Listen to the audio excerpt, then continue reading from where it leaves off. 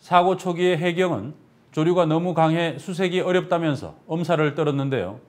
당시 뉴스타파가 국립해양조사원의 조류 예측 자료로 검증해보니 조류가 강할 때 잠수사를 투입한 것이 드러났었습니다.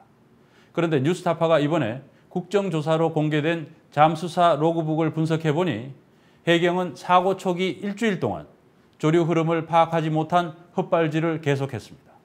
강한 조류로 선체 진입이 불가능해 철수한 것으로 기록된 것이 사고 직후 일주일 동안 38건이나 됐습니다. 가장 중요한 초기 일주일을 허비했다는 얘기입니다. 황일성 기자가 보도합니다.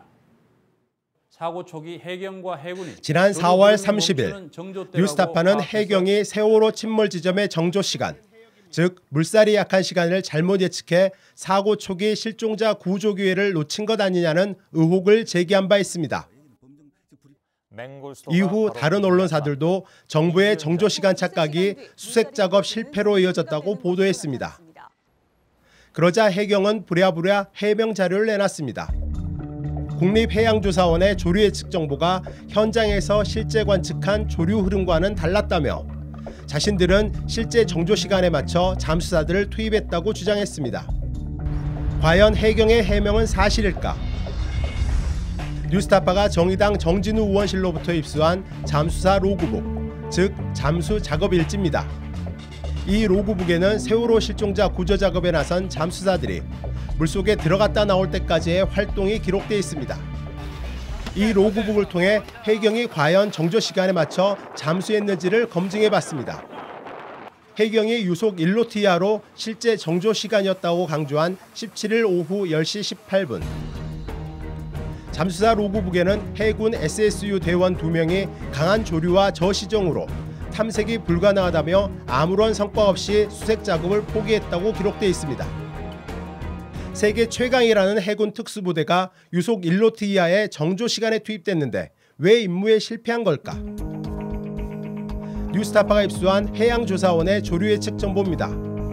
SSU 잠수사가 투입된 10시 18분, 유속은 초당 1.5m, 즉 3노트가 넘습니다. 해경이 정조 시간대라고 말했던 시각이 실제로는 잠수하기 부적절한 시간대였던 겁니다. 해경 잠수사는 이보다 앞선 오후 9시 45분 선체 외곽판에 가이드라인 20m를 설치했습니다. 이때는 해양조사원이 정조 시간으로 판단했던 바로 그 시각으로 물살이 약해 잠수 작업이 가능했던 겁니다. 해양조사원이 예측한 조류 정보가 실제와 달랐다는 해경의 해명도 거짓으로 드러난 겁니다. 조류가 가장 약한 시간대에 잠수사들이 들어가서 구조를 해야 합니다. 그런데 그렇지를 못하고 오히려 조류가 센 시간 동안에 잠수사들이 입수하는 상황이 로그 기록과 이 조류 예측표를 통해서 확인해 본 결과 드러났습니다.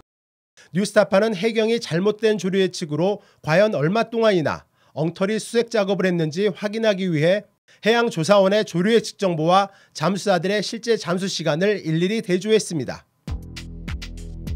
가운데 0을 기점으로 위아래로 멀어질수록 유속이 빠른 겁니다.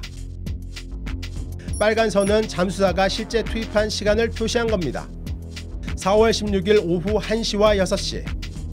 바닷물이 시속 1노트 이상으로 빠르게 흐를 때 잠수사가 투입됐습니다. 3시와 9시 정조 시간대에는 잠수사들이 아예 투입되지 않았습니다.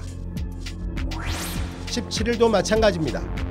잠수사들이 투입된 시점은 다른 시간대보다 유속이 강할 때입니다. 특히 오전 8시와 오후 8시 30분, 하루 중 가장 물살이 거셀 때 잠수사가 투입됐습니다. 안전사고가 나지 않는 것이 다행으로 보일 정도입니다. 조류의 흐름을 파악하지 못한 해경의 헛발질은 일주일이나 계속됐습니다. 그리고 4월 23일 한국해양과학기술원 소속 조류연구원이 사고 현장에 상주하면서야 비로소 수중수색 작업이 정조 시간에 맞춰 진행된 것으로 됩니다.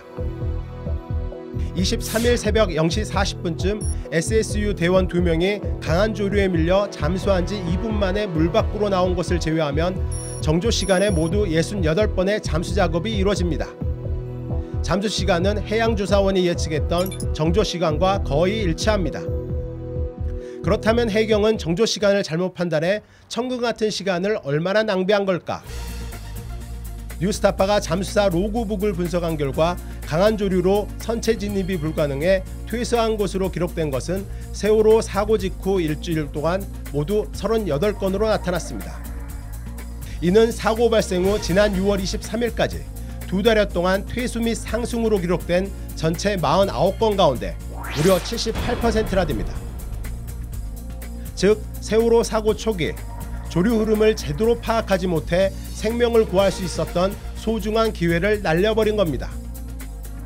어떤 과정을 통해서 잠수사들의 입수 시간을 정했는지, 무엇을 보고했는지, 누가 했는지 이것을 정확하게 밝혀서 그 책임자들에 대해서는 다시 한번 책임을 물어야 된다 이렇게 보고 있습니다.